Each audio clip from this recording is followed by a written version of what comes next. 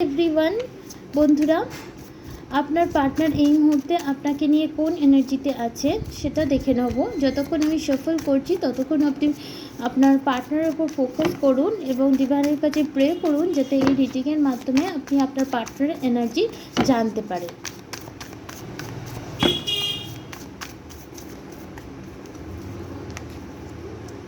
Understanding, trust and traveling. The miser. তো literally আপনার partner এখানে এরকম অনুভব করছে যে তার কাছে একটা খুব ভালো রত্ন ছিল, যে রত্নটাকে সে তার নিজের ভুলের জন্য সে হারিয়ে ফেললো।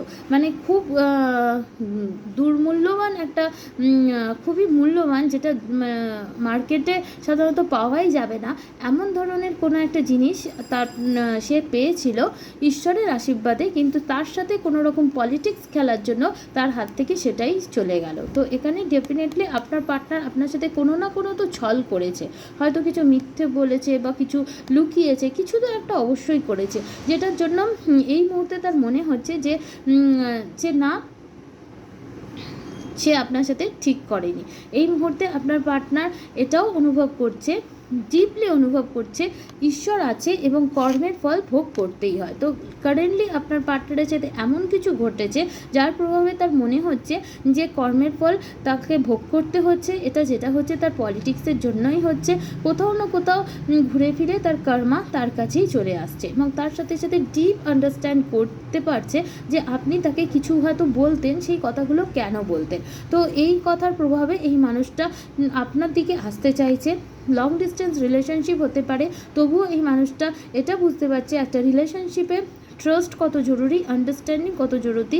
আর আপনি তাকে বিশ্বাস করেছিলেন, তার সাথে সব সিচুয়েশনে আন্ডারস্ট্যান্ডিং দেখিয়েছিলেন, কিন্তু সে আপনার ট্রাস্টটাই ব্রেক করেছে, যার প্রভাবে তার কর্মের ফল তাকে এই মুহূর্তে ভোগ করতে হচ্ছে। হয়তো কেউ আপনার পার্টনারের ট্রাস্টও ব্রেক করেছে। এর প্রভাবে এই মানুষটা বুঝতে পারছে যে সে কত বড় ভুল করেছে। তাই এই মানুষটা এটাই ভাবছে যে আপনি তার লাইফে একটা লাইট হোপ নিয়ে এসেছিলেন আর আপনি কত মাসুম ছিলেন।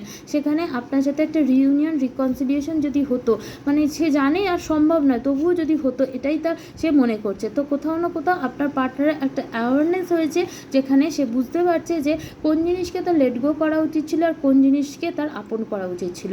তো এই ডিপ আন্ডারস্ট্যান্ডিংয়ের মধ্যে দিয়ে সে যাচ্ছে এবং বুঝতে পারছে ইউনিভার্স আছে।